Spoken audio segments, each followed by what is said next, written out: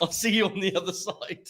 And we're live, you moron. Good luck, everyone. Don't fluff your lines, Mike. Oh, Are we live? Is this thing on? Tap, tap, tap. Yeah, but thanks. Stuart's already like shaking his head. What have I got myself into? I feel like I've been blackmailed into it. Yeah. So, good afternoon, good morning, good evening, everybody. Welcome to the Tech Off Topic podcast, the award-winning podcast. Award-winning podcast. What award did you win? We haven't thought that far ahead. What should we tell him? Award to go with that? Right. Okay. Sorry. Do carry on. Yeah, I didn't mean saying it to interrupt. I'm not going to lie. I think this is going to be a great episode because when we say derailed as normal, it's going to be truly derailed. We haven't even started introducing. Derailed, deranged. We have a. Stop it. We have a guest. We do. So anyway, hi. I'm Mike. I'm Devrel at Infobit. Bloody hell, I can't even remember my own intro. And we have with us Jim. Hello, I am Devrel person. And we have Stuart. Hi. I'm Stuart Langridge. Nice to meet you. People watching this. This is a weird experience for me. I haven't done streaming before. So I don't really understand how this works. There are people actually watching right now, are there? Wave people who are watching. Right? Do we find out how this works? I don't know. Do they hear me saying this 3 minutes from now or something? The lag is about 40 seconds. Okay. On a terrible internet So connection. 40 seconds from now, people post like one of them little wave emojis in the chat or something. Hi, I'm Stuart Langridge. What am I meant to say? I'm a consultant. I'm a writer. I'm a speaker. I do things as and when necessary. Yeah, I was about to say you're a maker of things. I just do stuff as I don't know what would people know me from. Well, so I do a podcast called Bad Vantage. I'm part of Open Web Advocacy. I've done a bunch of talks in various places. I don't know. You've done some very serious stuff as part of specification definition. Yeah. Like if you're unaware and you have no idea, there's a group of people in the forms of Stuart, Jake Archibald, Remy Sharp, Bruce Lawson, who are essentially British granddaddies of the internet. They used to be a long time ago. So this is back in 2004, 2005, there or thereabouts. There was a point where every time there was a web conference in the UK, you had essentially the same group of people ended up speaking at it. Just because there weren't that many people around who were experienced speakers. So we all knew one another. And it was a much smaller scene back then. First of all, because it was a long time ago, but secondly, also because the UK is not actually that big. And I don't know, is this an international listenership or is it mostly people in the UK? It's international. Cool. There'll be random people from the West Coast. Yeah, so the UK web scene wasn't that big anyway. And so everyone knew everyone else. So we called ourselves the Brit Pack. I did not know there was a name for this thing. That's really early 2000s. There was a little logo which was a pair of Y fronts with a Union Jack. You made the logo. Oh yeah, no, we were cool. And so you had myself, Bruce Lawson, and John Hicks, and Andy Clark, and bloody hell, Hicks was part of this. Yeah, a whole group of people. Yeah, and some of them went off and set up Clear Left, and everyone's still around. They were fun times. I miss those times. The thing is, with the sort of now, I know it's sort of spun off with the new sort of role of developer relations and things, but the actual speaking circuit beyond kind of frameworks and languages, you still it might have got bigger, but you still see a lot of it's still recycling the same humans. You see a lot of the same faces, which is kind of disappointing that conferences don't do better at getting. I mean, there's obviously a tension there, right? Because you want to get people who you know are going to be good. Yes, but equally you want to get people who are going to be good, who are going to be those great people. 2 years people need to learn somewhere. Yes. It's sacrificing a little bit of time to give people a bit of space is not a bad thing. I send people. I agree 100%. I send people that want to get into it to meetups because that's the easiest way to sort of start. But yes, and also ladies and gentlemen, what's the thing you say about germs? Something in germs. Ladies and germs. Ladies and germs. He looks like Mike looks disappointed that I've nicked one of his catchphrases. Mainly because it's terrible when I say it. It's worse when you say it's it. not great actually. Now I think about it. But that's the Sorry, ladies and gentlemen. there is you could usually how I do it. See, I normally say friends and enemies or something like that. friends. So because it's more inclusive. just take I don't gender have out. enemies. I have people waiting for the blood eagle. I don't want to disappoint you here, but maybe you think you don't have enemies. This is where Stuart stands up as my arch nemesis. There's I can do better than you as a nemesis. Yeah, on that kind of topic about encouraging people to speak, that's your specific Baz Luhrmann inspired talk, which is happening tomorrow in Birmingham. But there is Wednesday. Wednesday. Sorry. Yes, this is one of the recent things.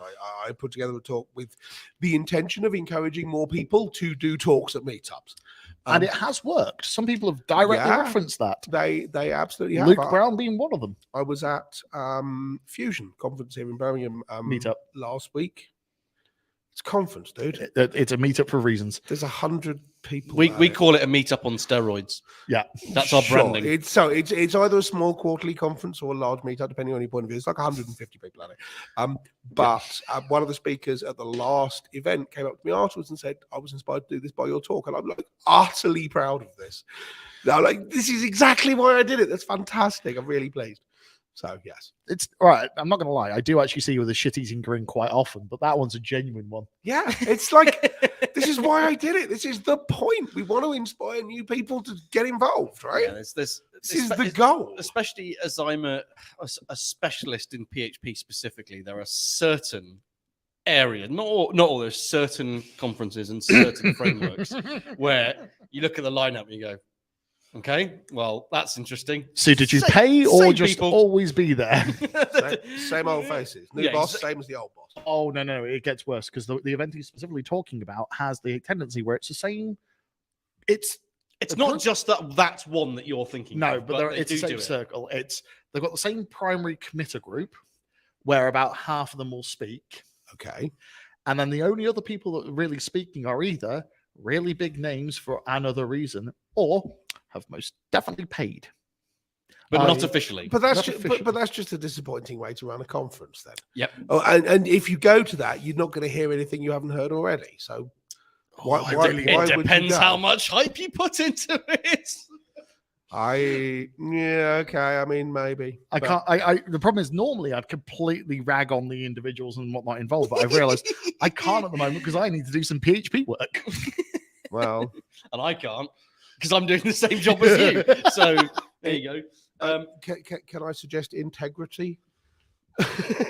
What's that? My point exactly. So I don't have integrity. I just have a rather large mouth. I mean, that's also in the bar earlier. I did hear you from quite a long way away, and I'm supposed to be the noisy one. Oh, sure. I mean, I'm not disagreeing with you. I don't know.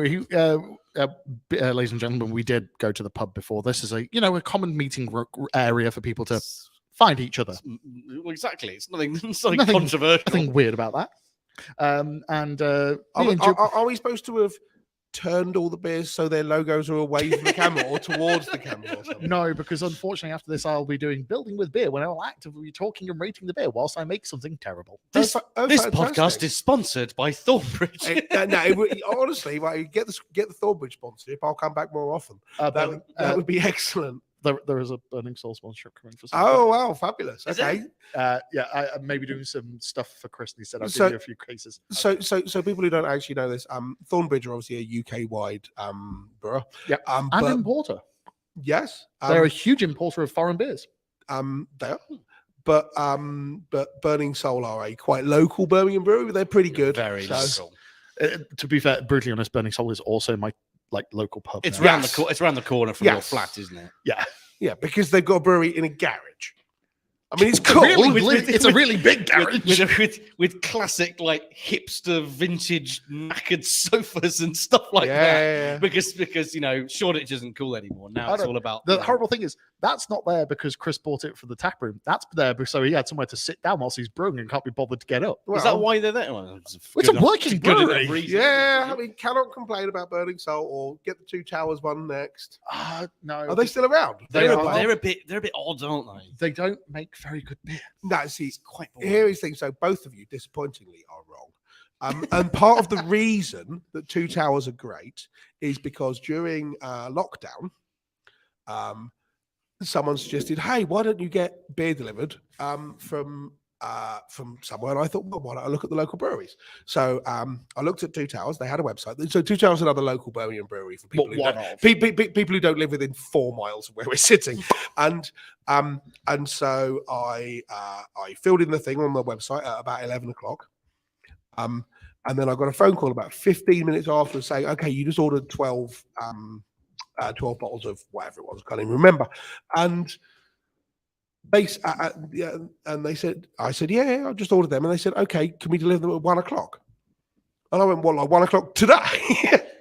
To be fair, Green Duck was doing the same as well. Yeah, I mean, Green Duck was good. and honestly, I don't think they have a regular policy of 1 hour long delivery like Tesco Whoosh or something. It's more that they were doing a delivery anyway, and I just happened to time it very accurately. But I was that pleased with that. I that doubt thought, it's you know even what? that. I bet it was the bloke who'd just come back and he's like, "Well, I've got nothing else to do." No, they had a whole delivery thing. But yeah. So I'm a big fan of Two Towers because they saved me from lockdown. So well played. The problem is that they don't make very interesting beer. See, I quite like their golden beer. I can't remember the name. Some of them are. They've got a dark one or a stout that's all No, right. I have the same thing with rock and roll beer. Well, have you ever been to the rock and roll beer house? I have. And I flipping love the vibe in that room. The vinyl and everything just makes me happy. I prefer the old one. How can I put this? This is going to sound more like an insult than it is. Oh, But I have to say, I'm not surprised. ladies and gentlemen, he's just pointing out that I am a wannabe hipster. Wow. That's being a wannabe hipster's got to be the worst thing imaginable. It's not that you You were can't into it even before do it was it. cool. Right, you got to be into being a hipster after it was cool. Well, no, the problem So is It's like the anti-hipster. Sil was eating English breakfasts off a rusty spade in Dalston before we were. I am a hipster. The difference is I never stopped being a skater kid from the early 2000s. No, I can see that. He wasn't good enough for her.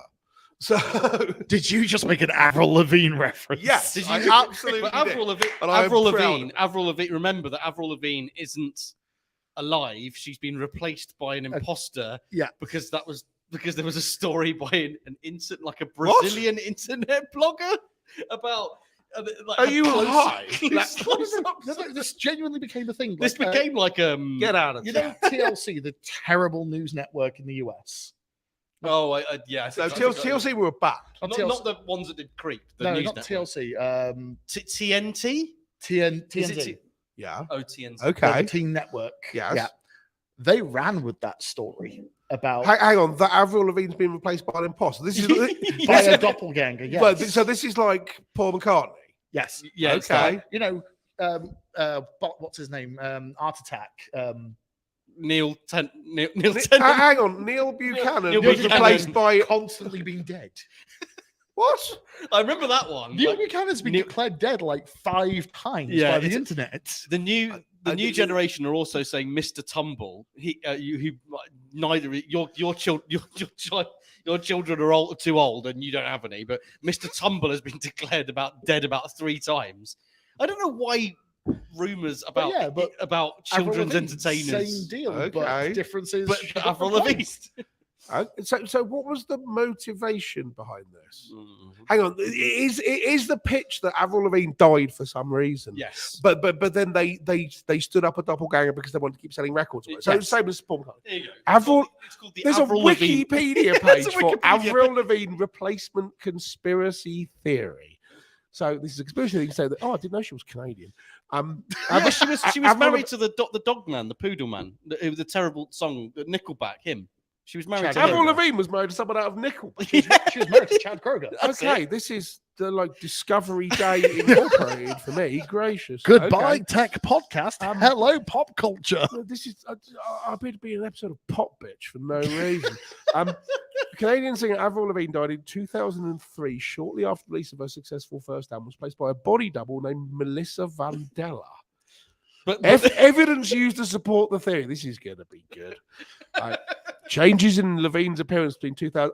I don't want to disappoint you here. So people of the internet, You mean But aging? if you were to look at pictures of most of us in 2003, 2 decades ago, and now most of us look a bit different. At least I myself do not, but a lot of other people. Mate, I have seen the evolution of your goatee. It's all approximately the same beard. Suppose. I didn't realize bleaching your face was an option. Oh no, hang on. So their evidence is that she's changed her look in the last 20 years. Supposed subliminal messaging in her second album. It's always subliminal messaging. I've released the devil. Play it It's backwards. fun to smoke marijuana. Yeah, it's just people have been doing this stuff since Louis in the 50s. And a photo shoot in which Levine has the name Melissa written on her hand. That's it. So she's not Okay. They're like the flat Earth people have got better arguments than this. For goodness' sake, this is ridiculous. Okay, you know what? We are now 18 minutes in. We had a 4-minute waiting for everything to fix and Jim to go for a pee. That's true. Sorry, everyone. I'm gonna derail the derailing. I'm sorry. Okay, are we gonna talk about tech? I thought I was here to talk about Avril Lavigne. Oh no. Right, I'm not gonna lie. Paul is the walrus. I'm not gonna lie. Stuart is one of the best people to give a topic and just watch go nuts. it is hilarious when it's something that he actually gives a shit about. There's plenty of things in the agenda where I'm like, what's he going to do with this? You will go sideways on the conversation. I've seen you do it plenty of times in the pub. That happens. So should you go in this order? What's the Do order? you want to start? Just so I understand this, there's an agenda. We don't have an agenda. We have a list of topics. We just pick one off the topics. It's not an agenda. It's a loose. That's why I shared that document with you. Some pasted links. So when you want to look into it yourself and go, oh, what the? Sorry, You have the I'll fish the link out of my spam folder. Right, okay, go with. Go Hang with on, the, go to spam. You thought it was just spam? Go with the first agenda.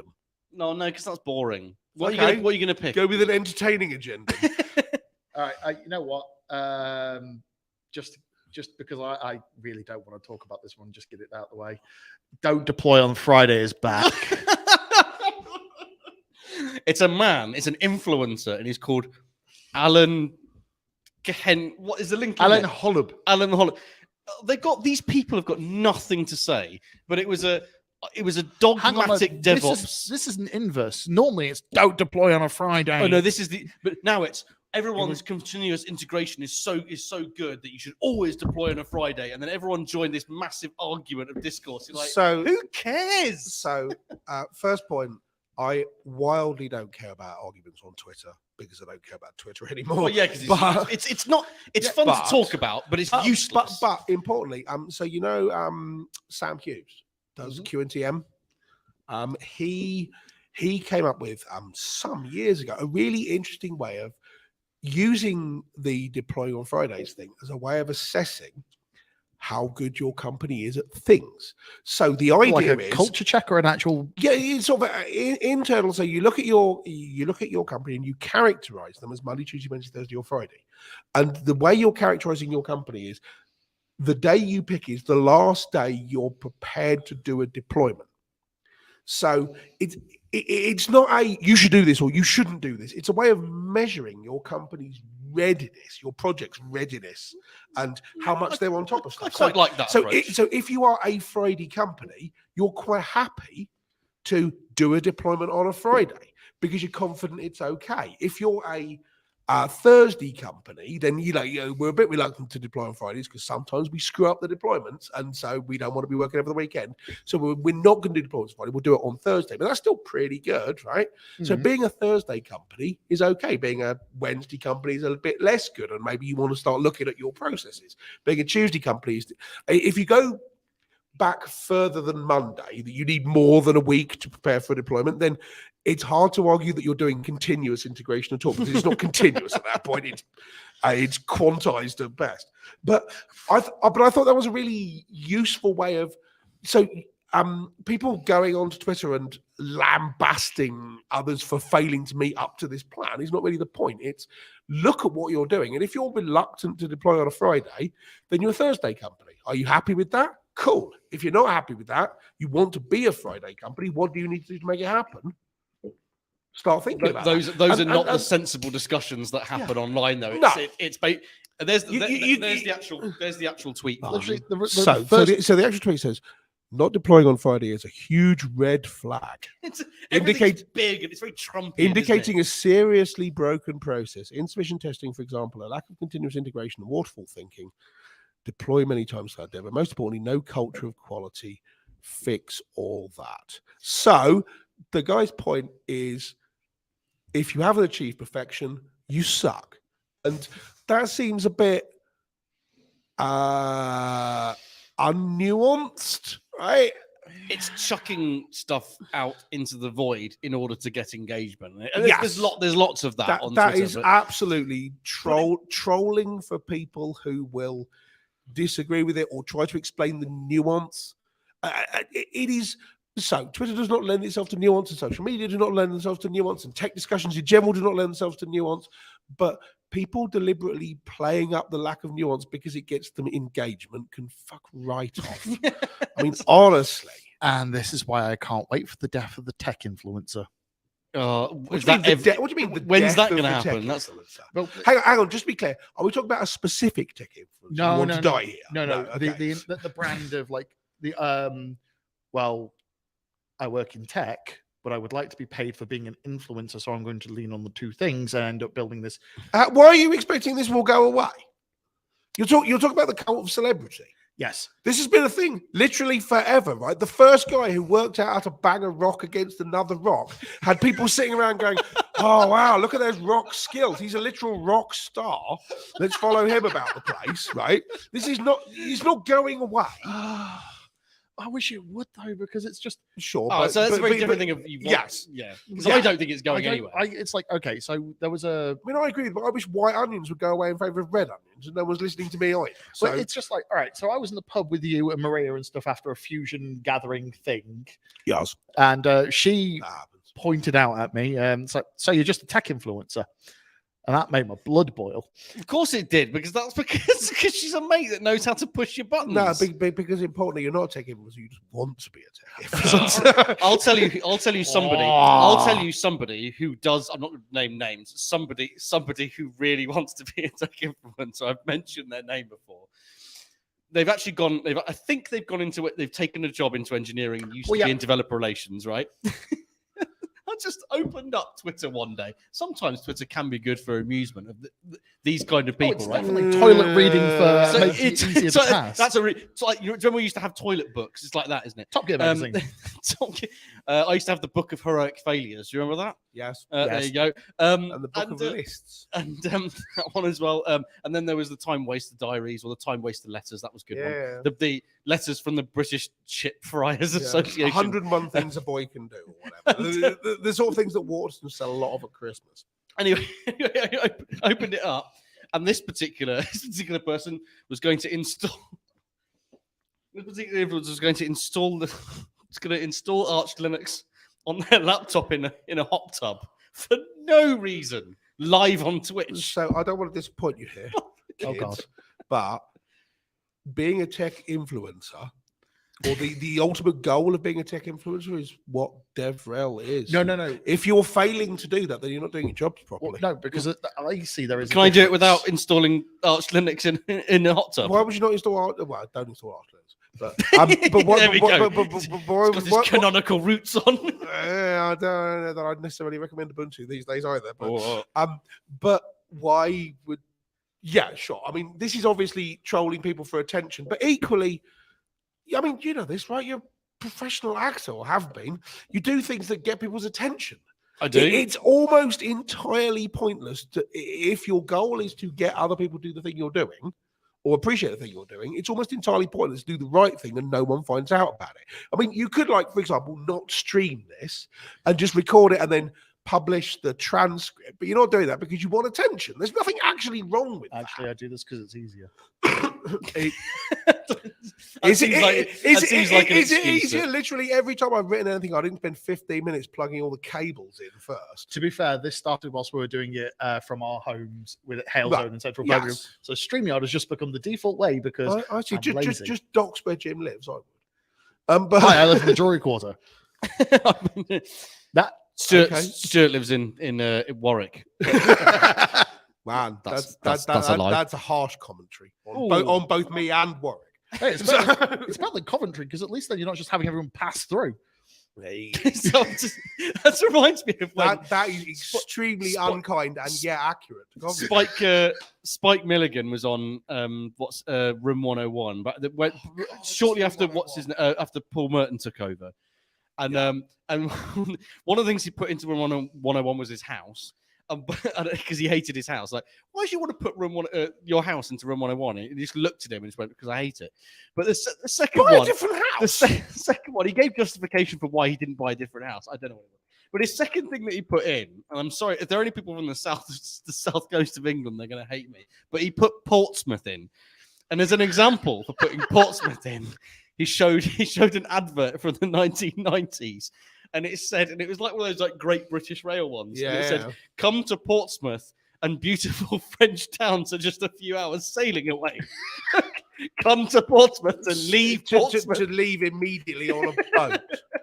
I thought that was great. Okay, that doesn't seem like a brilliant advert. To be fair, that's most people's definition of Birmingham. Go to Birmingham to get to everywhere else. Well, yeah, go to Birmingham because Birmingham New Street's right there to take you out. On the other hand, those people are wrong and stupid.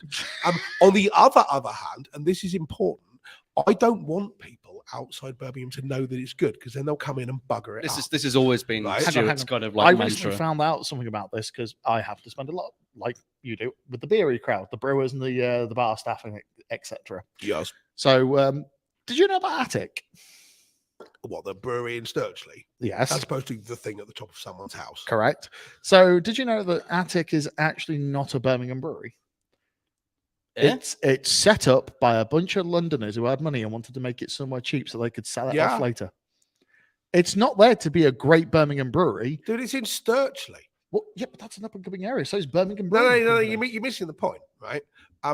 If you were doing something which you wanted to be a Birmingham thing, you do it in Birmingham. Sturchley is very much look, artisanal goat's cheese sandwiches for £9. Yeah, but like that whole thing is it's wild boar sausage, fantastic. Yeah, but that whole thing. I mean, don't get me wrong, I quite like Sturchley, but it's very much a sort of all the shops sell Parma ham and none of them sell toilet roll, right? He's not wrong, ladies and gentlemen. Isn't the best cocktail bar in the UK there? I'm going to get burned alive by Sturchley people. No, that's watching Joy this. Quarter, 40 balls. No, that's the best gin bar. Ben gin bar. Best Yes. gin bar. The best cocktail bar. 40 St Paul's is not the best cocktail bar in the country. No, It's the best gin bar. it's the best gin bar. Yeah, but who cares about gin? It's just perfume. I like It's gin. Disgusting. I like gin. I like gin. I don't like the. Says the like man the who flavored can't drink stuff. real beer. Literally, what's wrong with that? Right, you don't drink it unless it's sparkly lagery. It's a Thornbridge collaboration, right? It's Ladies an and Italian style Pils, 5.2% from Pomona Island.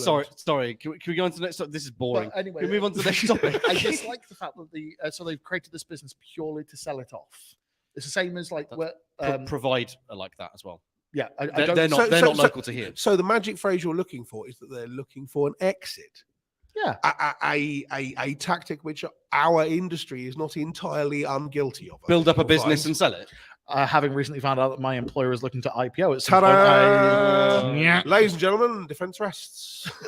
I think I just got fucked. And I've Cast out the beam in thy own eye, brother. I think. I also just realized I'm wearing a beer hat. Yeah, but this is what I'm saying, man.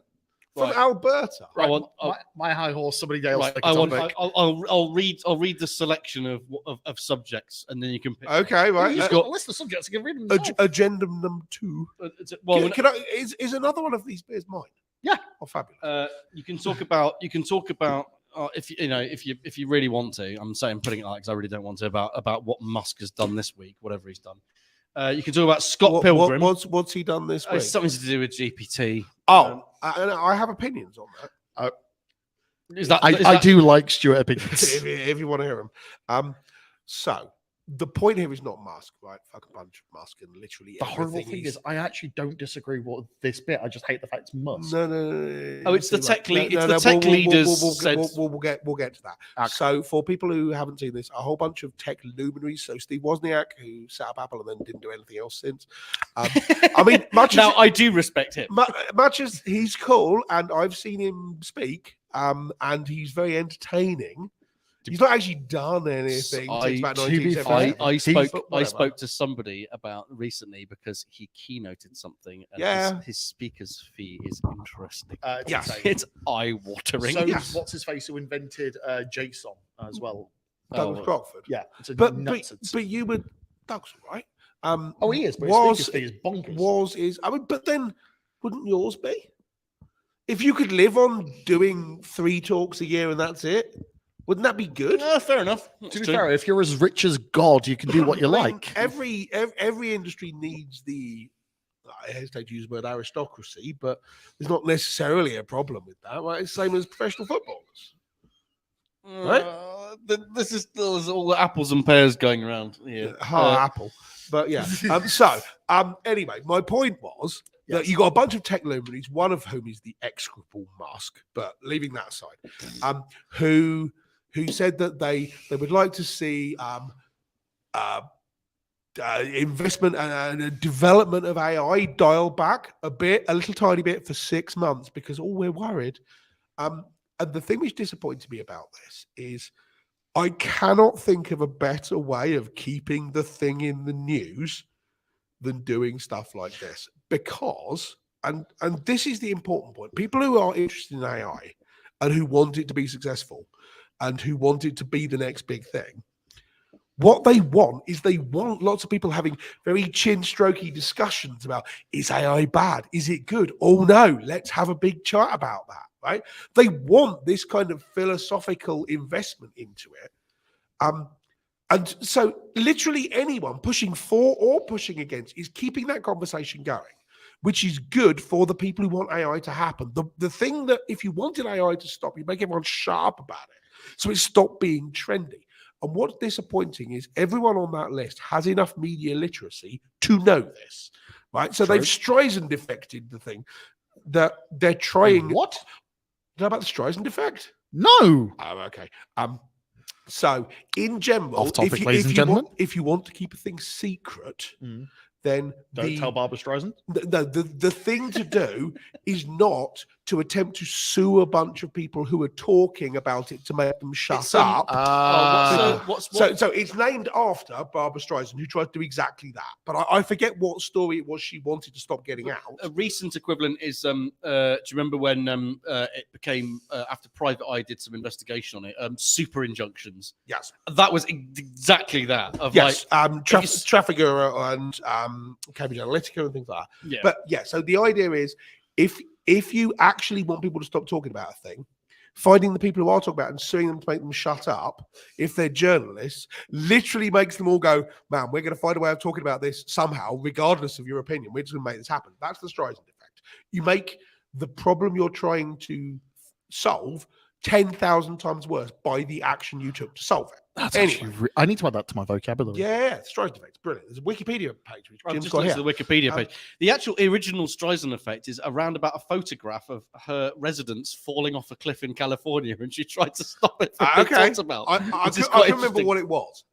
But the point is, literally everyone with a gram of media literacy is aware that having this sort of conversation, let's do a big open letter and make sure it's published in all the newspapers, saying maybe we should dial back on AI. What that's going to do is it's not actually going to stop things. It's going to keep the conversation going.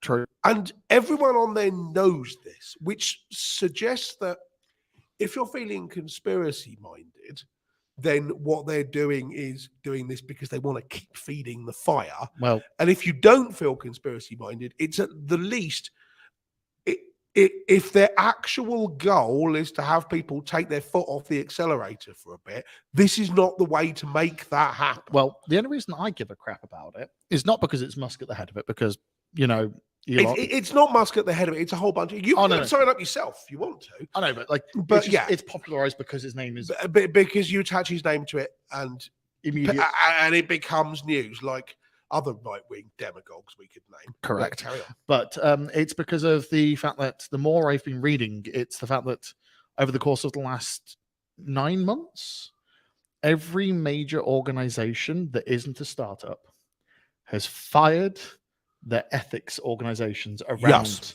So Google did a batch layoff over the course of, I think it was like 7 months. But they've been firing people involved in this phase. Look at Timmy Guerra. Oh yeah, but yes, but like they it was only up until about 3 or 4 months ago. They still had someone whose job title it was. Yeah, sure. Yeah.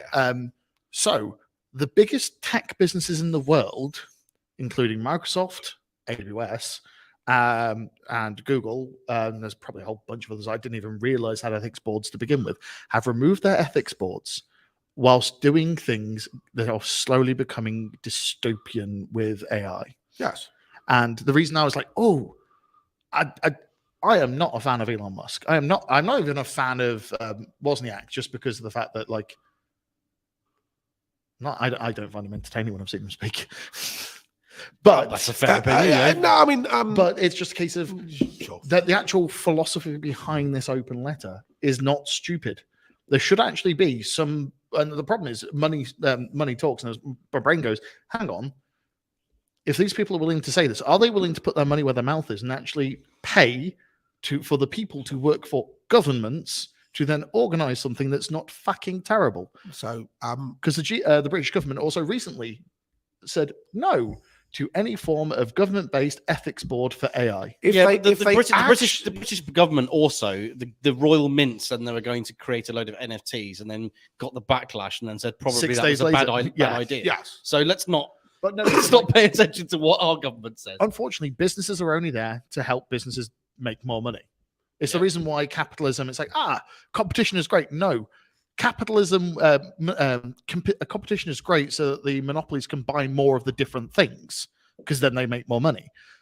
Which means the only people out there that can stop it are either the communists or governments, by actually having the rule of law in the rubbish. If you were formerly the richest man in the world and now a lunatic man-child who's still got loads of money, and you had the phone number of literally every venture capitalist on earth, and all of them would take your call, and you wanted people to stop doing AI stuff, I don't want them to stop. Is the way, but what he's saying is we want you to dial back on it, and the way you do that is you ring up all the investors and say stop investing in this unless X. Cut the cash, yes. Right. That's the way you do it. The way you don't do it is write an open letter and sign up to it and make sure all the newspapers know about it, because at that point what you're doing is you're not actually trying to stop it. What you're trying to do is look like you're stopping it in the public eye. Yes. But what you're actually doing is you're keeping the conversation going, which should happen. I know I say that because at some point somewhere somebody needs to have a moral and ethical look at this. Literally everyone would stop doing this stuff if everyone stopped caring. No, unfortunately. How long? Right, you said AI is always only a big topic. How long has it been a bloody topic for? What do you mean? Right, how long has AI been a big enough topic in the developer space, let alone popular media? Yes, it's only become since it's become actually like possibly useful or even just funny. But like in the tech space, conferences have been having machine learning, AI, neural networks, all of none of which got anywhere. Sure, people have been talking about the Turing test for years and years, but no one actually cared. That before you had the OpenAI work and so on, which they opened up to everybody, and you had Midjourney and Stable Diffusion and what have you. Before this recent little burst, the previous thing which made it out of the academic let's study AI for theory sphere was probably ELIZA in like 1962. No, there was what is this spoon? It's deep, whatchamacallit, the Google one for Go and stuff. Again, so you look at Deep Blue, yeah, sure. So you had things like Deep Blue and the thing which went on to win Jeopardy, and what have you. But that wasn't something that actual people cared about. It was a thing where actual people watched a news article about how a computer beat Gary Kasparov at chess, or they were trying to do Go, or now it's won Jeopardy. But none of it actually touched people's lives. It was a thing you read about. Oh, yeah, that's just what it is right now. But that still doesn't mean that we should be just actively going, you know what? It isn't what it is right now, because now it's suddenly a product that literally everyone has access to. that's even worse. That means that somebody even should actively be looking at the ethics of it. Yes, and so people should do that. And my point precisely is, if you really want that to happen, the way to do it is not to publish a letter and get it written about in the New York Times. Sure, if we wanted to get that happen, what we do is we publish a letter because we have no influence. We have no lever to pull to get the people who actually make the decisions on this stuff to do things. But that is not the case if you are the 100 famous tech people who are listed in that list. And do you really think they don't use their influence for other things that they want done? I usually actually just think they use hitmen, but that's a different problem. Sure, well, then use hitmen, right? If that's the way they get things made. But this seems less about actually fixing the problem they're talking about and more like looking like they want the problem fixed so that they seem to be we all on want the to side look of the important good guys. sometimes, right? Yeah. I apologize. Sure. When I put that in there, it wasn't because of the topic of them putting the paper on it. It's because it made me think about the whole. Hang on, you know what? Well, there's philosophical ethics Yeah, stuff the ethics rather side of than things. what they're this doing. just had to be the Right. cascade effect. And so my point is that they have now achieved their goal, which is they're getting you to sit there and think, oh, is this right? Let's think about the philosophy of ethics and the philosophy of mind, which has only been discussed for 6,000 years, which literally no one is paying attention to in this conversation. The fact that they're like, oh, a whole bunch of tech people are attempting to derive the ethical philosophy from first principles without doing any of the reading. And people have been talking about this since Aristotle, for God's sake. Read some of the work. This is the same as the porn thing when we were talking about the porn ban in one state in the US. Yes. And it turned out that election time was coming, and you're like, okay, Well, you don't care about this, right? It's my turn to pick next. Okay. I reckon next time, like if we get Stuart in again, we get like a blood pressure monitor. See what happens. Try and pick something I'm less annoyed about. That was from that perspective. It was like, I have something to say about this. Oh, good. I have an opinion on that one. Yes. So this one's going to be quite a tasty one. It involves conferences. After all, you know, we're developer relations bores. Tech influence. Oh, Stop going on about tech influence or wannabes. Right, carry on. Okay, so there is a InfoSec is not renowned for being, as far as I've seen. Bear in mind, I've only dealt. I went for an interview with. Is it Sneak or Sneak? I always get it wrong. Sneak. I interviewed with Sneak in about 2018, I think, or something like that. And the only sort of time I went to the conference that they do. And the demographic was very much one-dimensional, is what I would say. Okay. And every time I see anything online about InfoSec, it looks like the most unwelcoming community ever. I don't know what that's a generic sort of thing, and I don't know how true that is. Anyway, because of that, there is a group called Women in Cybersecurity, and they, as a group, do meetups, but they also hold their own conference. And this year's conference was. I can't see where it was. It was, I don't know. It was at some sort of I think it might have been. I think we were in Europe for this one. It might have been the US. Anyway, Okay. After the closing keynote, which was given by a speaker called Alyssa Miller in InfoSec, they said, "Thanks everyone. We're so on the ball that our." Mike's just giving faces because he's just read it. I know what's coming. And I don't know. I'm kind of like, I've got a bit of a moral dilemma because I'm going to be involved in the thing that I'm about to tell you what it is. Not the specific event, but the place. I don't know anything about this. Right. So they said, and these are all too far away for me to read. and they said, next year we've already got it sorted, and we're going to do it in Nashville. Do you know what the laws in Tennessee are currently? Around right. So a little bit, yes. Certain rights. Right, okay. So I would personally have not run a thing at all in Tennessee or possibly any of the southern states. It's like, okay, if you're going to run Redneck's OS meetup, right. Temple OS. So this I don't actually know what the laws are in Tennessee about LGBTQ I people. believe but it's not LGBTQ specifically, but they have targeted the trans community right, as okay. part of many Fuck's sake. US states in their ignorance. Right, And okay. it is kind of it is women in cybersecurity is set up as a safe space and a safe conference. At the moment, you'd be hard pressed in the first. But that seems Western really world. stupid. Yeah, no, it was.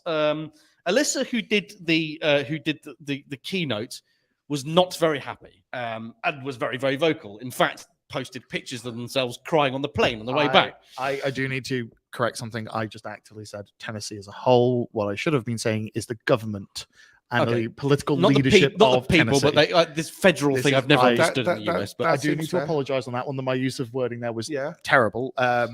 Yeah, no, the government and whatnot, the bodies, regardless, are heinous in this case.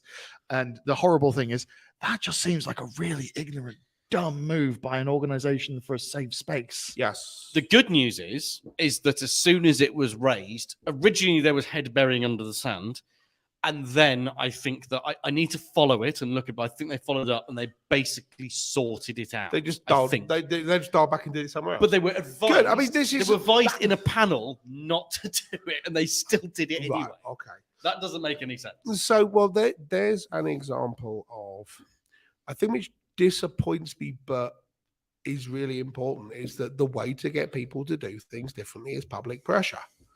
And I don't particularly like. Hang on, didn't we just have a long discussion about that? Yeah, I mean, That's true. I mean, I'm not sure I like the idea of shaming people into doing stuff, but us people down here on the base level. So everyone speaking here, everyone listening to this without extra influence, is literally the only weapon we've got, and it's disappointing to have to use it, but. What do I feel- Companies don't listen otherwise, and I hate that. Right, I am not a fan of the French. This is quite well known. I am not a fan of the French. Of the French. Of the French. All 70 million of them. But it's specifically because I hate Paris.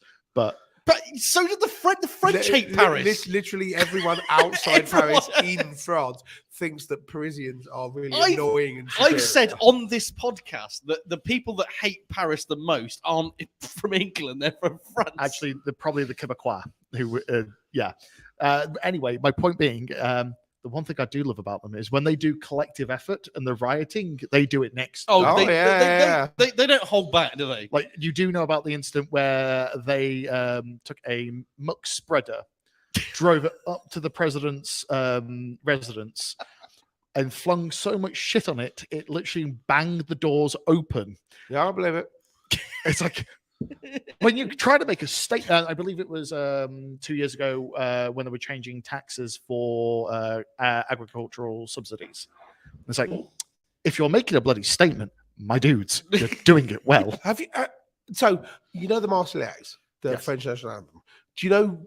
Have you read a translation of the words, or do you speak French well enough to know what the words mean? I just hum along to it on the F1. Right, yeah, but the words, 'Cause it's look excellent.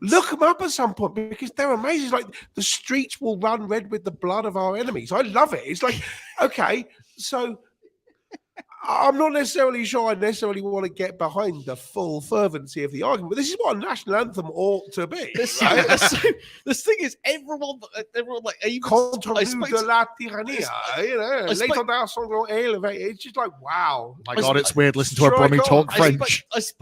spoke to Guillaume yesterday on our team, right, on .NET Advocate, and he's just. I love the way that when you ask about these things, like the classic French response, and it's really shoulder shrugging, like, "What's going on with your country?" I mean, I could tell you, but we're not very happy. It's like, you're hold on a minute, you're like burning stuff in the streets. It's like, oh yes, that's because we're not very happy, and Macron has done some things and whatever. Yeah. You see, I mean, one of the things I don't know. So, the stuff that Macron has done recently about the pension age and whatever, and then The horrible thing, if that happened here, we just go, well, you see, Not this, again. this is my question, right? He used a bunch. He used what, as I understand yeah, it, the is an executive powers. unusual political process to put it through. But I don't really have a sense of whether this is just Tuesday and people are annoyed about it, or whether this is Boris Johnson proroguing Parliament to get his stuff through, or Emperor Palpatine suspending the Senate. It's more like, right? from or what Senator Palpatine, from what I've read, suspending the Senate to become it's the more Emperor. like American right? presidents who, on their second term, because they can't serve another one, just essentially The use executive powers to force which through. is what Trump did the whole Right. time he was in there. Yeah, which is also Oh, I can do this thing. I'm going to do this thing then. Okay, right, whatever. Or Mitch McConnell refusing to bring Merrick Garland. But so I believe it's Macron is doing this out of character, relatively out of character. So I asked a couple of French people about this because I didn't understand it, and they said that on the one hand, people are not happy about this. On the other hand, this was part of his platform and he won a mandate, so he's sort of allowed to do it. But I mean, I am not well versed enough in French politics to understand the context around this. Oh God, I think that someone did do a joke about it of like France does this and everyone riots, and in the UK, okay, everyone. Boris Johnson has willingly misled Parliament. Oh dear. Carry on. That seems terrible. We haven't set fire to any sheep or anything. No, but we did loot. To be fair, the French also rioted over the removal of their ability to drink wine at lunch. I mean, why would you not riot about it? I don't even like wine, and that seems like a thing to write about. For the police. Sure. Okay. Liquid lunch for the police. A gendarme. Oh, that is Pierre. He's having. He is not happy because he has half a bottle of wine. You can only do it if you have Liquid Lunch by Cara Emerald playing in the background. remember like the most British sort of way of rioting I remember is I was in London for the London riots, which actually did spread, didn't they? Yeah, and I was living in Gloucester. They spread to Gloucester to Birmingham, in fact. Yes, it did. Yes, they did. I remember when they smashed the EE store at when it used to be by the Bullring and stole all the fake phones out the front and none of the expensive ones in the back room. Glorious Monty Python. It depends what you mean by riots. You know, things like the Stop the War marches. And so I'm talking about. No, I'm talking about the 2011. The top I know what you're talking about, but that wasn't a riot in order to achieve a political goal. Like No. Stop the war march. Just saying the most British thing that I remember was someone who was famous, and I think it was someone that was like sort of famous in a Harry Potter film or something like that, was in the looting, and they got snapped and they stole a kilogram of Tesco value rice, and they got sent down for it. Actually, you'll remember something about this. Okay. Do you remember going to the first hack fronts because I poked you into going? Yes. Did you remember seeing Sid Lawrence talk? Because he was the keynote for it. He's the opener. No, should I? Yes, because he during his. I thought he was rubbish after Eddie Large died. Never mind. Oh, yeah. Who's Sid Lawrence? Sid Lawrence. I remember this person? He was one of the original DevRels for Twilio back in yonder years. Okay. He now runs a thing called the Bot Platform. Okay. That's not of importance. It's more a case of jogging a memory for 2013. Sure. Okay. He gave one of my favorite lines ever. I did not know this was coming, and I apologize for my use of language now. He got called by the public, and he put it in his slides. I got called a fucking superhero and a fascist, all in one statement, because he built an AI, a basic bollocks. What's the Python libraries? OpenCV. Yeah, OpenCV is the image one. Yeah, for doing facial recognition to match it up to people on Facebook to report it to the police after the rioting. Okay, yeah. Oh. That seems like at least fascist adjacent, yes. Yeah, but the problem is he was doing it just because he was really interested in the tech. Sure, and I reported my neighbour because I was just really interested in a happy society, right? No. Don't build a thing which captures people's faces, looks them up, and then reports them to police. Wasn't for free, for fun. Why would you do this? Find something else to do for fun, like learn the skateboard or something. Wasn't fake? Oh, it's a real you kids, isn't it? That old man yells at cloud. I don't know, right? If it was me, I'd read books or drink beer or something. Find something funny, like read Dilbert, and Dilbert was originally in here. Don't read Dilbert. Really, don't. Like the systems manager at my first proper tech job. He loved Dilbert. As well. Yes, he did. But this was a long time ago, right? He was like, "Oh, I'm gonna. Hey, Jim, look at this one." I look at it and go, "Fucking hell, that is not funny, man." I see. So different thing, right? So there were a bunch of stuff which wasn't funny, but there were occasional good insights into what it was like to be part of the, sort of faceless grey corporate world back in the late 90s. The office space world. Before Jesus. I had any idea that Scott Adams turned out to be a head case lunatic right wing. Do you remember the first time you saw me speak was at Brum JS, I think, or something like that? I can't remember. Okay. And because we went to the pub afterwards, and you and Bruce gave me sort of stood upstairs in the Wellington. That was it. We went to the Wellington. On the there you go. You remember? Yeah. And that talk had a Dilbert in, and I remember doing it. I was like, and I did a joke, and I said, there's a Dilbert for that, and it wasn't feedback, I don't think, but I read somewhere something about Dilbert, and I thought, hold on a minute, this is in my slides, and then that's roughly around the time it started unraveling, where he started getting worse and worse. One of the things that I do not know is I'm sure there was a period after which people who were not me knew that Adams was a bad guy, and before I learned that, I don't know whether this extended all the way back into like 1995, but I'm certainly sure there was a point at which I'd have gone, yeah, I find Dilbert cartoons vaguely funny sometimes, and people would have gone, but he's a really bad guy, and I wouldn't have known. Yeah, but I don't know when that period started. I mean, maybe some people knew right from the beginning. I've got a feeling it's one of those. It's one of those things where, like, it's one of those things. I get a sense it's one of those sort of Graham Linehan things where no real context, and then suddenly out of nowhere you throw your entire life away. You've been consumed by something that you didn't care about. You were an arsehole, and then you were radicalized by and radicalized your supporters simultaneously. I'm just going to have to point this out to you. Chat has pointed out a specific Mr. Miller. Stu remembers conversations based in which pub? Why does that not surprise me? Well, I mean, I'm not disagreeing with you. But that one was mostly, I had the mental image of constructively delivering criticism to Jim.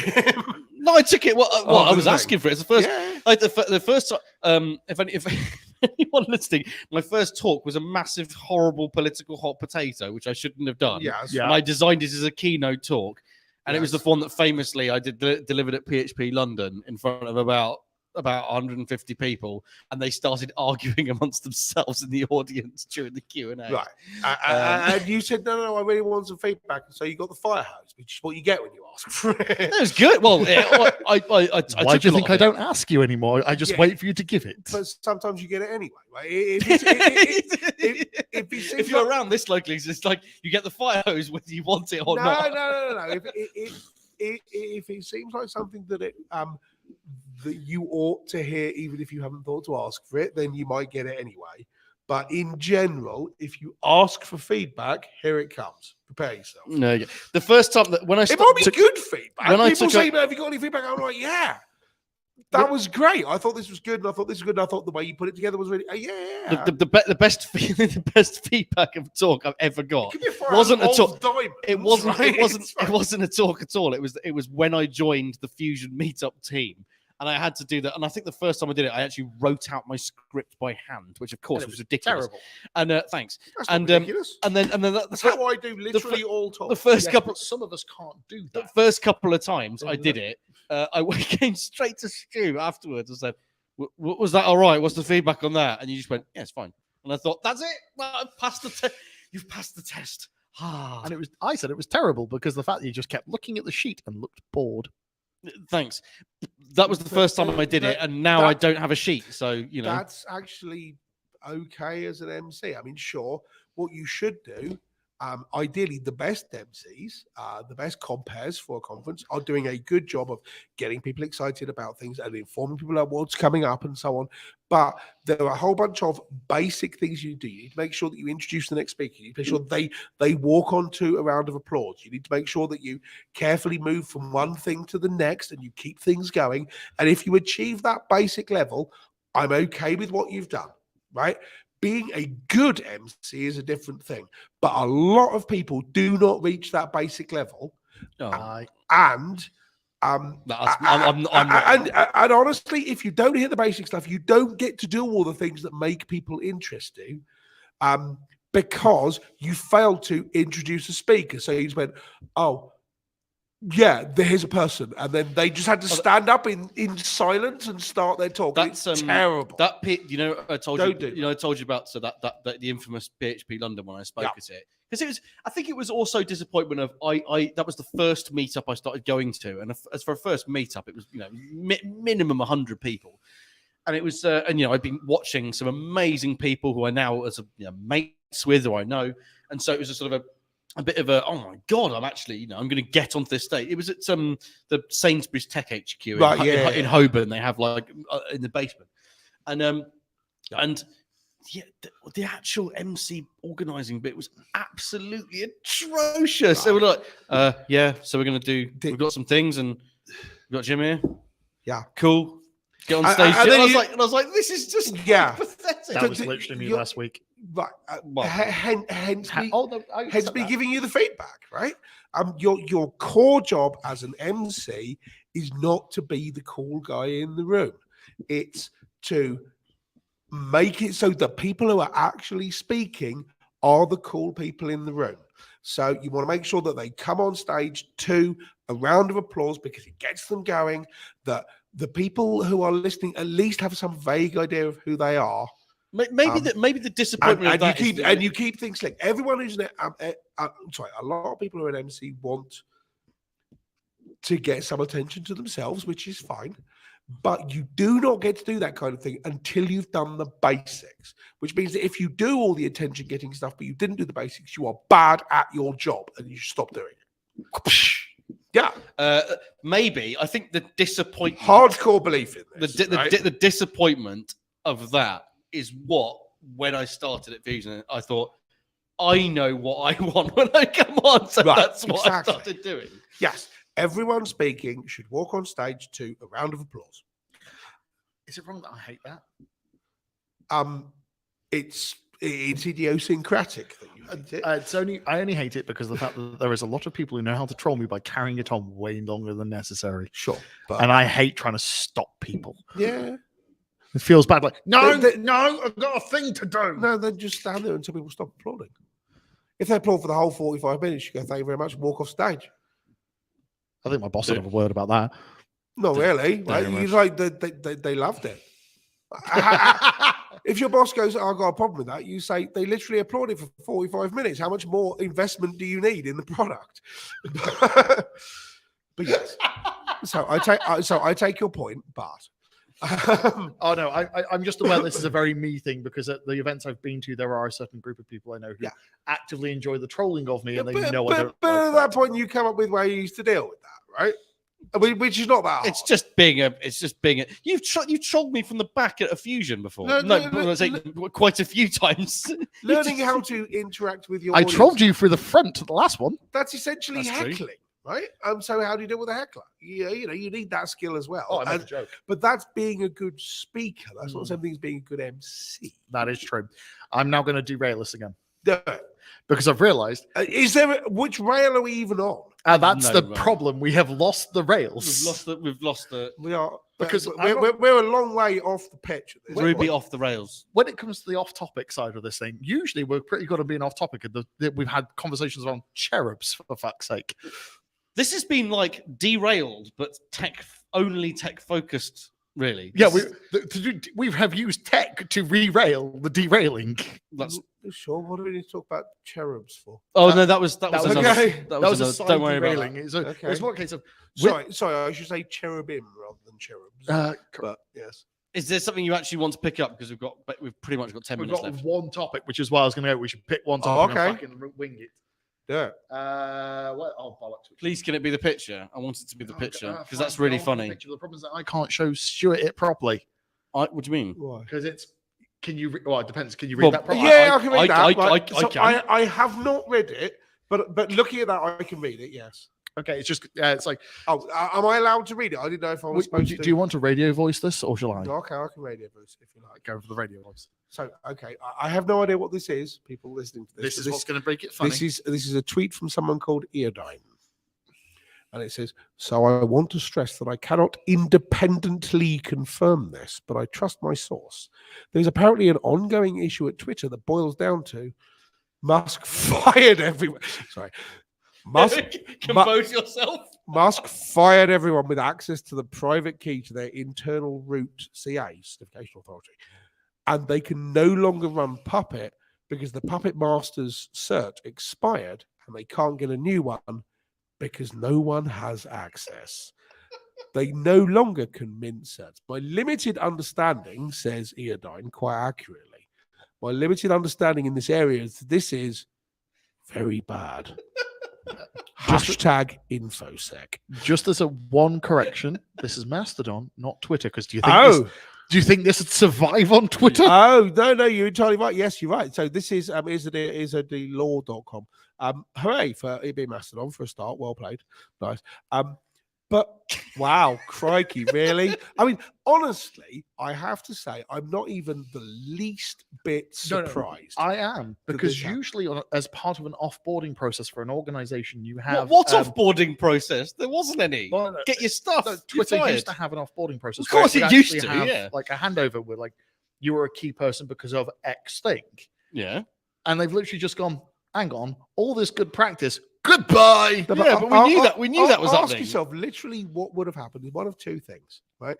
Either someone in HR whose responsibility the offboarding, don't say words like offboarding, right? Literally, whoever in can you tell I've worked for corporates? Yeah, just pack it in for God's sake. So is that what they say? So either there's a person in HR in personnel who would have said, "Hey, Mr. Musk, we have a kind of process we need to go through." And Musk had said, but I fired this person, so I don't care about your process. We're slimming down now because we're new, exciting Twitter who loses money. So hang on, always lost money. Just let them go, not anywhere near as much as they have now. This is true. They started so either that happened or that didn't happen because that person in HR was fired 6 months ago. If you send an email to the PR department, you get a poo emoji back. A poo emoji back, yes. which is the most childish shit I've ever heard of in tech. Literally, it's really. Have you seen what Musk is posting these things? Don't go and look them up, everyone, because I don't want you to. Because he's a child that demands attention. But he's posting like bad memes, like he's a 13-year-old boy. It's so embarrassing. Yes, he's. What's wrong with him? He's literally what you get if you get some kind of edgelord 13-year-old teen, and then make him the fifth richest man on earth. I love edgelord. Someone said that Chris Tankersley on my team said edgelord to me, and I was like, I just had to take a moment away from the computer. Well, that's what he is. I've just realised something. He's exactly that. Right. So there was the whole some fuckstick. I can't think of a better word to describe on LinkedIn post. The CEO is the most popular man on social media. The CEO, the entrepreneur, as you put it, fucking bought the social media. And now he is a loud, angry man who is having, I don't know what sort of problems at home and having to validate himself by making everybody think he's great on the social media that he owns. I mean, that's just... It's terribly disappointing because I used to quite like Twitter. I used to like it. I'm not going to lie. The amount of random conversations I have started with people or joined in without toxicity, like just being able to join, that's funny. Yeah, there was kind of a community there. Even before the current CEO decided to screw it up entirely, it was a lot more fun in 2010 than it was in 2018. Somebody's actually has asked what is an edgelord, and I feel we do actually need to educate on that. Can we have like I'm going to find a definition for this. This is what Urban Dictionary is for. But I've just realized there are certain people who will not have heard edgelord because it is quite an old term. Wow, am I being generation gap by using the term? Is it old? Is it that old? It's very early internet memery. Okay, it's a bit all your base, isn't it? Go ahead and look up. This is we're gonna get someone in the chat saying what is all your base, and then it's over 9,000. At which point I just look like I've drunk from the wrong grail. Just shrivel up. A poster on an internet forum. I love the way they name drop particularly 4chan. It was I remember the days 4chan, I used to go on 9gag, 4chan yeah. and oh wow. Right. So Who the, expresses opinions which I don't necessarily agree with all of this, but there's a bit at the end. So the key point about an edgelord is someone who says things which are deliberately intended to shock and offend people. like what shock jocks used to be, right? Yes. Yes. Yeah. Very, very, Chris very, Moyles. very similar kind of vibe. They would portray themselves as being prepared to say the things that other people wouldn't, but actually they're just doing it because it either shocks people or upsets them. Hang on, is this Fox News? And these yes, Fox News are edgelords. Tucker Carlson. Yeah. I'm going to read this one line from the second one Yeah. down, which sums up all of it. Most edgelords are teenagers trying to seem overly cool and or over casually apathetic. Just as a correction, most edgelords were teenagers 15 years ago and never fucking changed. And that I think is exactly the point. Yes. I don't know if that's a useful summary to people. And explaining a cultural thing is hard to do without spending an episode discussing it. You just did the Streisand effect. Yeah. Edgelord. I'm doing my can. Stuart's bringing edgelords back. I'm bringing back 2005 culture apparently to people. Which Before you know it, there'll be badgers and mushrooms everywhere. Shut up, honestly. That is where my nickname comes from, unfortunately. Yeah, but that's Is it? Yeah. What my university nickname was Badger. Was what? Because of the badgers mushrooms? Yes. Oh, Yeah. And the problem is I grew into my nickname, so it never died. oh okay. it should be died. I do miss all that because I was there was Weeble. yeah Weeble Yeah. stuff and even earlier than that. Do you remember Beer Fire Good Napster Bad, the Napster one about Metallica and Napster? That was a good one. And the frog in a blender and the hamster dancer. Salad fingers. Oh, my salad fingers. What was the name of his salad fingers? His best friend, Peter something. All I And can it was think like the Boards of Canada was on in the background, and it was weird. Rusty spoon. I like rusty spoons. Hubert Cumberdale, my best friend Hubert Cumberdale. There you go. God, that was the internet was. I've just better. realised I'm in the room with the only people who recognise the Toast King reference. This is the It's point, been a right? while. Things was simpler and nicer back in the old days. That didn't necessarily mean that they were better, No, but they were certainly simpler. they and were nicer. simpler. So I looked actually on that front. Talking of this era, I looked out of interest because my wife and I were talking about this, and ICQ, the original intellectual property and the actual code, is still in existence. Yeah. And it was bought by a Russian company and acts pretty much like a Russian Telegram. Yeah, but sort of. But the protocol then Telegram is a Russian telegram. Yeah. It's Telegram Russian as Yes. well. So that's why they all use it for the. Telegram's quite good, but it has its problems. There's, But yes, there's an elephant in the room. Pavel Durov, who's the guy who runs it, is Russian. Yes. But to be fair, ICQ then became the basis for, is it Jabba? The Jabba protocol? No, it just used IR. Was it Internet Relay? ICQ was proprietary. Jabba was invented as an XML thing. The thing which almost took off because other people started adopting it was AIM, the AOL instant messenger. Yes. Jabba was developed from the ground up.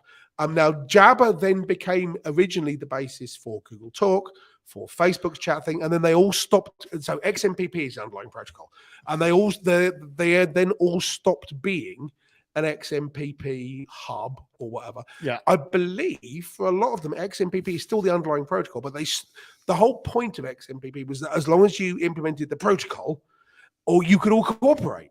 But Google Talk certainly was still using it under the covers, but they wouldn't appear as an XMPP server to anybody else. So the whole idea that everyone could chat to everyone else died on the vine, unfortunately. I just remember those early... application to ActivityPub and Mastodon is left as an exercise for the reader, but it'd be interesting to see how that works out. So back into there, when I joined my first open source project, That would be int there. I think. sorry. When I joined my first open source project back in 2013, it was CouchDB. Yep. And it was the suggestion was to use I can't remember the bloody name. It was some penguin related application. which was one application to rule them all because it had an XMPP interface, Jabra Game, probably it would have been called. Yeah, I think it was something like that, and ICQ, so it could become one source of managing all the weird comms. So it might have been libpurple was the underlying library, but yeah, the idea there's a big desire from a whole bunch of people to go. What you need is one chat client in which all your chats happen, and it just doesn't work, and people should pack it in. And now we have how many Discords and Slacks are you in? Right, exactly. Anyway, I'm not going to open up that can of worms. We are past the hour. Well, right, okay. We're already past. Well, no, to be fair, we're already past the hour. It's more a case of we are past 4 o'clock, and I now feel terrible for keeping Stuart. Yes, no, I do have to go and actually do things, work and things. But yes, so there is one thing that we always pigeon. Pigeon. Someone just said they're pigeon. Pigeon. Pigeon. I know pigeon. So it was called Game originally because it was GNOME AIM, and then they renamed it when it stopped being an AIM client to Pigeon. Quite right. Yeah, no, I can't read who said that. I do remember this. Who said that? It's Halifax. Halifax, nice. Thank you. Halifax, who is another member of the Claw Stream team that I am part of. Okay, cool, nice one. Thank you, Halifax. Yes, thanks, Halifax. Pigeon was what they renamed it to. Sorry, I remembered it was Who remembers the name of the underlying library, not the actual app? Me, apparently. I do apologize. But it's just when it's like I now remember all the parts of Xlib. Well, yeah. I mean, what do you want from me? Right? I'm not going to deny it. I was being a troll. Right. Final bit, because of the fact that we need to do it, is because Stuart may have recognised the fact that I gave him the run through doc, but didn't actually read it. We have a bit at the end, so you can outro yourself and anything you wanted to talk about, like it's mainly events, isn't it? Mainly events, like on Wednesday. A little bit of thing. Okay, so anyone who's in Birmingham, I'm speaking at Dave Evans's .NET meetup on Wednesday evening at the Joint Works. So you should go to that, which would be interesting, but that's just on Wednesday. Other than that, if you are someone who uses the web or uses apps on your phone, you might be interested in the work that Open Web Advocacy are doing. So OWA, we're openwebadvocacy.org. And part of the goal here is that we would like to be able to use the web properly on iOS and Android and have web apps be equivalent to native apps. And so native apps don't have platform-specific apps, don't have special privileges. And so we spent a lot of time talking to regulators around the world, here in the UK, the CMA, and in the US, and in Japan, and in the EU, and in Australia. And that's all going pretty well, but it's always useful to have more people involved or at least know about it. So if you want to know more about the Apple browser ban or what's going on there, have a look at openwebadvocacy.org. And other than that, what else am I meant to say, right? That's what I want. Hi, I'm Stuart. I'm on Mastodon. Go and look at cryogenics.org. It's fine, right? To be fair, the cryogenics blog is hilarious and informative, depending on what you're after on that day. Well, one tries. I have promo things to do. And I really do. And I'm going to do my promo first. Should I promote a thing? All right. Do you want me to promote a thing for you? What things am I meant to promote? I'm going to follow you because of the fact that I am also talking at the Birmingham.net and Xamarin meetup on Wednesday 5th at 6:30 p.m. in the Joint Works Birmingham. Okay, I didn't know what time it was. I assumed it was about that sort of time. It's a beer and pizza time is 6:30. Talking afterwards. Okay, yeah. I will also be speaking at PHP Tech in Chicago later in the year. Boo! I'm a tall bitter that my CFP got turned down for that. And the fact that mine's about the framework wars as well. I'm not what I would talk about, but Mike is braver than me. I can also chuck in I'm not that bitter about it because the person keynoting it is from my team. So so there you go. But I'm going to be other places, but my brain has become so scrambled with looking at the travel calendar. I can't remember. It's May sometime. Yeah. I can't remember when it is. And that's about me. So go on, Jim. I'm doing 2 local meetups. So I've got 2, as in 2 local meetups, but not local to me necessarily. Well, one is. I'm doing PHP Stoke. On the 27th of April. Mike is laughing because he's from Staffordshire. Stoke is the place where technology goes to die unless it's for betting. Okay. Also true. That's why I didn't get a job there after I graduated. That's the real reason, isn't it? This does seem like a bag of grapefruits to me. Do you want to work for Bet365? The biggest tech employer in Staffordshire? I mean, not particularly, but Exactly. Right. I don't care about the fact you don't like Stoke. And on the 4th of May the 4th be with you, I'm speaking more interesting. I'm speaking at PHP Dresden. So for anyone, what's he going to say, Mike? Why are you leaning forward? Please make jokes. Please make jokes. Please make all the correct Star Wars jokes. Oh no, yeah, no, I will. No, the one of the underlying themes is how much I hate Jar Jar Binks in that talk. So, except the actor has now been amazing in The Mandalorian. I'm not going to spoil it, but watch The Mandalorian. The actor who played Jar Jar Binks has redeemed himself. What part is he? He is. Because I've seen the first. Is he not two playing series. Jar Jar Binks? No. Okay. Misa not annoying. Misa not a sucker cock. I don't know anything about Star Wars. He plays the Jedi who saves Grogu in that huge epic scene in the last episode. Oh, I haven't watched the most recent series. It's the second season. Right, okay. 2 episodes ago. Misa, redeem myself. The actor no. The actor has actually redeemed himself by doing really good acting and not being a terrible character. He was told, to be fair, he was told to be crap. But yes. And then I'm going. That seems like how acting works. Yes. There's some other things. So at the moment, for anyone that wants to do PHP land, I'm going to be possibly going to Newcastle in the UK, and also coming up are Brussels and Amsterdam and Groningen, which I don't even know about. Groningen. Groningen And Newcastle, incidentally. Groningen? Newcastle. What country's that in? Groningen. It's in the Netherlands. Yeah. Netherlands. Okay. I'm not sure I've got the pronunciation right. My brain is just like...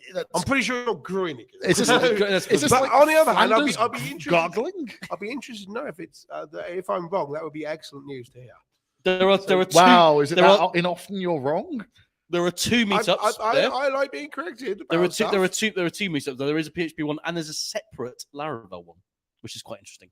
What? Just a wow. That's just the cool. Laravel one there. Nice. And I understand it's not like a massive place. My brain is just going presumably groin your- and Laravel. This is presumably why your framework war talk's not be very long. It's like there was a war, and then Laravel won. End of war. Move on. No, It hasn't won. That's his. That's mine doing that Oh, one. it's yours. Okay. And I am actively going the fact that Laravel did not win. Okay. Well, Right. sure. And I'm specifically the PHP advocate in my role, so I'm not pitching anyone against anyone else because I love everyone. You're 100% farm fresh chicken. And anything else to shill for yourself? Hang on. So your pitch is that Laravel didn't win because I should still be using Cake PHP. Sure. No, I'm going Laravel didn't win because there are actual other choices which have better use cases. Ooh, interesting. That sounds quite good, actually. Laravel is not the hammer for all nails. I mean, I would agree with that. And I think every actual Laravel developer would agree with that. I mean, I'm not a PHP guy. You'd be surprised the amount of them go, no, we can do serverless. You would be surprised that the higher up you go in the chain, but the more disagreements there will be. But so does everyone else, right? Node people think that Node can do everything. Exactly. I mean, Python people think that Python can do everything, but they're correct. So it doesn't count. No, Python can do nearly Python can do everything slightly slowly. Sure. But and without honestly, fucking brackets. If you honestly find yourself in a position where the big thing stopping you from greatness is Python's performance, you're basically fine. Anyway, any more shill stuff before I can close this out? Shill some things. No, I've chilled my stuff enough. All right, then. Well, if that's the case, I'll probably be back online drinking more beer, making more poor life choices on the internet. And you can see Stuart on Mastodon. I believe it's still at Mastodon.social. Yes, Mastodon.social as well. There's Jim, who is, Jim and everywhere, and you're well aware of this. And then, so thank you very much. See you later, people. See you later, everyone. Goodbye.